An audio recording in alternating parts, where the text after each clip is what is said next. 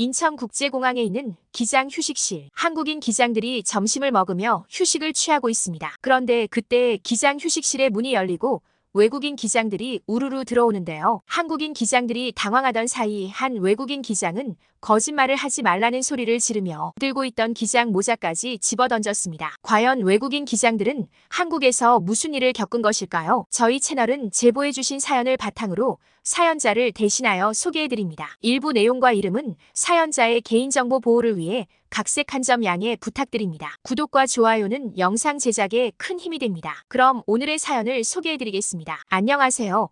20년차 네덜란드 항공기 기장 반 루이스라고 합니다. 얼마 전 저는 일본으로 향하는 비행기를 조종하다가 기체 이상을 느끼고 한국 인천공항에 급히 착륙을 하게 되었는데요. 한 번도 한국이라는 나라를 겪어보지 못했던 저는 한국을 후진국이라고만 생각하고 있었고, 그래서 기체 수리를 위한 착륙지가 한국이라는 사실에 다소 당황스러울 수밖에 없었는데요. 일본에서 기체 수리를 할 거리라는 후회가 밀려오던 중 급하게 인천국제공항에 착륙을 했고 관제탑과 교신에 기체 수리가 필요하다는 리포트를 보내게 되었습니다. 그런데 비행기에서 내려 처음 겪은 한국의 공항은 상당히 당황스러운 부분이 많았는데요. 아시아 나라 중 일본만 주로 조종해왔던 저는 일본의 공항만 주로 겪어왔었는데 한국의 공항이 일본의 공항보다 규모가 크고 쾌적해서 큰 충격을 받고 말았습니다. 또 제가 태어난 나라인 네덜란드의 공항보다 한국의 공항이 더 수준 높아 보였고 특히 기장인 제 눈에는 한국이 가진 공항 인프라가 더욱 대단하게 느껴졌는데요. 제일 신기했던 것은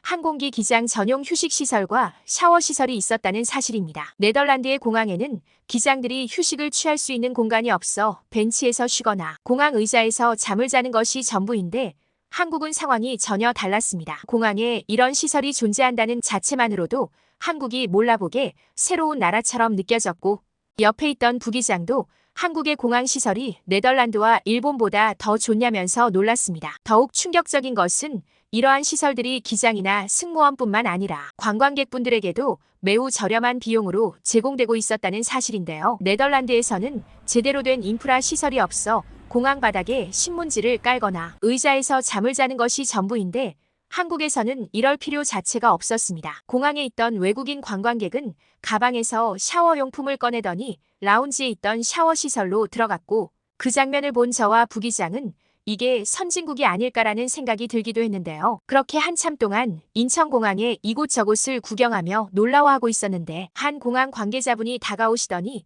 기체의 이상 부위를 빠르게 발견했고 긴급 수리까지 마친 상태라며 네덜란드의 항공사와 소통이 필요하다는 말을 해주시더군요. 기체의 결함을 발견하고 수리를 진행하는데 고작 2시간도 걸리지 않았다니 저와 데니스는 인천국제공항의 빠른 기술력에 충격을 받고 말았습니다. 모든 행정 업무 처리가 느리다고 알려진 유럽에서는 당장 눈에 보이는 결함을 발견해도 수리를 하기 위해서는 최소 일주일 이상의 일정 조율이 필요한데 놀랍게도 인천공항은 활주로 현장에서 기체를 수리할 수 있는 긴급 수리팀이 운영되고 있었고 외항사 항공기의 기체 결함까지 빠르게 발견해 수리를 도와주고 있었는데요. 부기장 데니스는 한국의 일처리가 빠르다고는 들어왔었지만 이 정도일 줄은 몰랐다면서 곧바로 항공사의 결함 수리 완료와 일정 조율을 전달했고 저와 데니스는 네덜란드 항공사로부터 뜻밖의 소식을 들었습니다. 공항 관계자는 네덜란드의 기상 상황이 안 좋아 일주일 동안은 착륙이 불가능할 것 같다며 기상이 정상화될 때까지는 휴가를 보내라는 통보를 전달했는데요. 저와 데니스는 갑자기 찾아온 휴가에 날아갈 듯이 기뻤고 곧바로 인천공항에 항공기 대기 자리를 지정한 뒤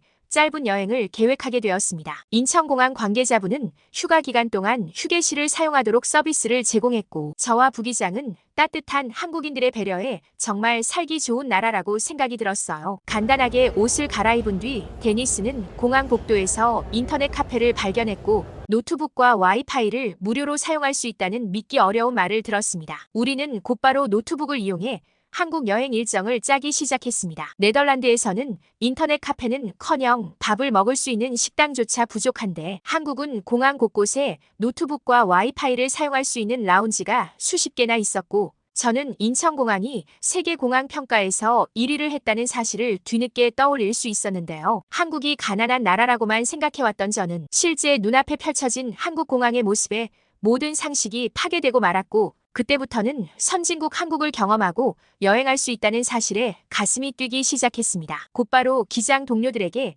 한국 공항의 멋진 모습을 보여주기 위해 휴대폰에 전원을 저는 뜻밖의 찾아온 문제에 큰 패닉에 빠지고 말았는데요. 저의 휴대폰은 전원이 켜지지 않았고 아예 충전조차 되지 않았습니다. 오래전 중국 회사의 휴대폰을 구매했었던 저는 아무리 눌러도 켜지지 않는 휴대폰의 상황에 식은땀이 흐르기 시작했고 부기장을 불러 항공사와 소통에 문제가 생길 것 같다며 긴급한 회의를 하기 시작했는데요. 휴대폰을 살릴 수 있는 방법이 떠오르지 않던 그때 한국인 승무원분이 다가오더니 저희를 보고는 무슨 문제가 생겼냐며 능숙한 영어로 말을 걸어주시더군요. 저는 한국인 승무원분에게 휴대폰의 연락처와 데이터를 사용해야 할 일이 있는데 전원이 켜지지 않는다며 당황했고 한국인 승무원분은 휴대폰을 살펴보시더니 잠깐 기다려보라는 말과 함께 어딘가로 전화를 거셨는데요. 그리고 5분 뒤 한국인 승무원분은 다행히 휴대폰을 살릴 수 있을 것 같다는 말과 함께 저와 데니스를 데리고 한 사무실 앞으로 안내를 해주셨습니다. 어떤 곳인지 살펴보던 저는 눈앞에 펼쳐진 상황에 엄청난 충격을 받고 말았는데요. 그곳에는 휴대폰 현장 수리가 가능하다는 영어 소개글과 한국의 대기업인 삼성의 간판이 걸려 있었고 많은 외국인 관광객들이 이미 휴대폰 수리를 받고 있었는데요. 더 충격적인 건 삼성의 제품이 아니어도 그곳에서 수리를 받을 수 있다는 사실이었어요. 한국인 승무원은 관광객분들의 편의를 위해 휴대폰의 개통과 수리를 현장에서 할 수 있는 서비스 센터를 설치했다는 말과 함께 저를 직원분에게 안내해 주시더군요. 네덜란드에서는 수리가 어려워서 새 휴대폰을 구매하는 게 낫고 수리를 해도 오래 걸리는데 서비스 센터 직원분은 1시간 정도면 수리가 가능하다는 믿을 수 없는 말을 했어요. 저와 데니스는 어떻게 이런 나라를 지금껏 몰랐냐며 자책하기까지 했고 실제로 서비스 센터 직원분은 눈앞에서 수리를 진행하는 놀라운 기술까지 보여주셨는데요. 한국은 모든 것이 너무나 편리하게 이용할 수 있게 구성되어 있었고 네덜란드에서는 절대 느낄 수 없는 시스템이었기에 더욱더 큰 충격이었죠. 20년 동안 국가들을 넘나들며 다양한 나라의 공항을 겪어왔지만 저와 데니스는 한국의 인프라 시스템이 얼마나 강한지 느끼게 되었습니다.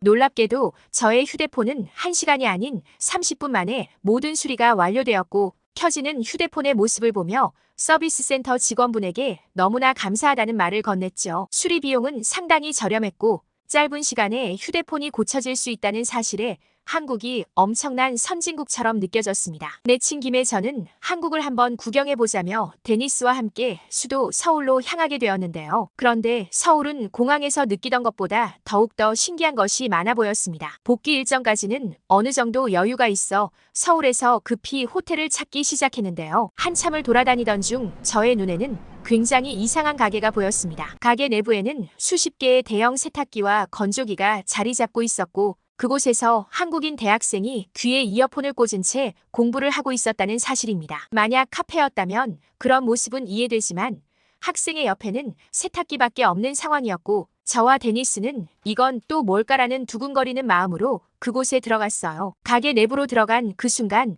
그 가게가 옷을 세탁할 수 있는 코인 세탁소의 역할과 학생들이 공부를 할 수 있는 카페라는 것을 알 수 있었습니다. 가게 한쪽에는 공부를 할 수 있는 테이블에 전기를 사용할 수 있는 콘센트가 있었고 커피를 마실 수 있는 커피 머신까지 있었는데요. 네덜란드에서는 코인 세탁소 자체가 없어서 너무나 생소했던 저는 내친 김에 땀에 젖어있던 셔츠를 세탁해보기로 했고 데니스가 환전했던 한국 지폐를 가지고 코인 세탁기를 사용해 보았는데요. 간단하게 세탁부터 건조까지 모두 완료되던 그 공간은 만약 네덜란드에 있었다면 고가의 세탁기는 전부 도난 사고를 당했을 것인데 한국에서는 도둑 자체가 없는 것인지 누구도 고가의 세탁기나 건조기를 훔쳐가려는 모습조차 보이지 않았습니다. 세탁물을 기다리며 노트북과 와이파이가 사용 가능한 코인 세탁소는 호텔 같았습니다.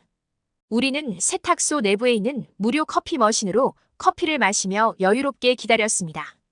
코인 세탁소에서의 놀라운 경험을 끝낸 후 저와 데니스는 호텔 예약에 성공했고 호텔마저 무인으로 운영되고 있는 한국인들의 인프라 시스템에 혀를 내두를 정도였습니다. 한국에서는 무인이나 키오스크 시스템이 잘 이용되고 있었는데 특히나 신기했던 것은 노인분들도 굉장히 익숙하신 듯 키오스크를 사용하고 계셨기 때문인데요. 네덜란드에서는 아직도 글자를 모르는 노인분들이 대부분인데 그와 반대되는 한국인 노인분들의 모습은 나라의 발전 수준이 얼마나 중요한지 느꼈고 모든 것이 편리한 삶에 저와 데니스는 한국에서 살고 싶다는 생각마저 들었습니다. 이틀 후 인천공항 관계자분들의 도움을 받아 돌아온 저는 한국행 기장으로 커리어를 변경하게 되었고 이제는 선진국 한국으로의 비행을 떠나고 있는데요. 과거에 저는 한국이 가난하고 못 사는 나라인 줄 알았지만 이제는 한국에 푹 빠져 오늘도 한국으로 떠나는 비행 일정만을 기다리고 있습니다. 네덜란드 기장 발루이스의 사연 잘 들으셨나요? 사연 맛집에서는 여러분의 사연을 기다리고 있습니다. 자신의 사연을 소개해주고 싶으신 분은